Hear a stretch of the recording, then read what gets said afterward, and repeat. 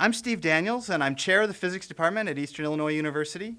We use integrative learning in a number of ways in our department, and we have some examples of integrative learning. Dr. Conwell is a good example for integrative learning in that the students are studying mathematics and physics together, so they're getting some horizontal integration, but it's even cosmic integration too, as the example shown has collisions.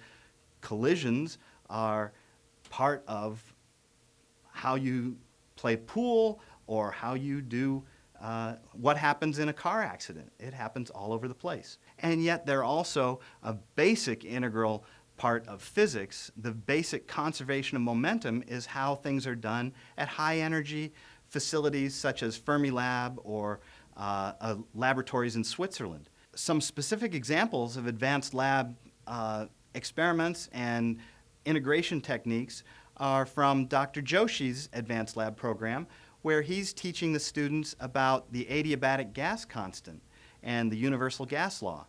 This experiment is an example where the students get to do integrative learning by going back to their introductory courses. They may have to look at data acquisition, which they've learned from, say, an introductory course with Dr. Conwell or something like that.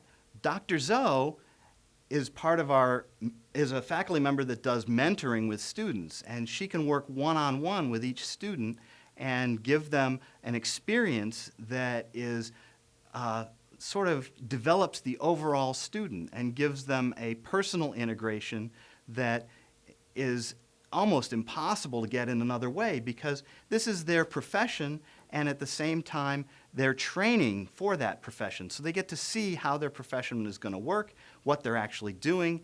They're able to study open-ended problems, which there may or may not be an answer to the questions that they're trying to answer. And that's just a very good experience for students to be able to do this at the undergraduate level. The integrative learning teaches the students the overall what their job will be like in physics. They're better prepared for the real world when they get out there if they are heading for a job path, because they've done what the real world expects of them. They've handled open-ended problems. They're problem solvers. And this is the integration of all the different techniques, the cosmic and the global and the vertical and the horizontal integration, pulls together these students to make them excellent candidates for future endeavors, whatever that may be.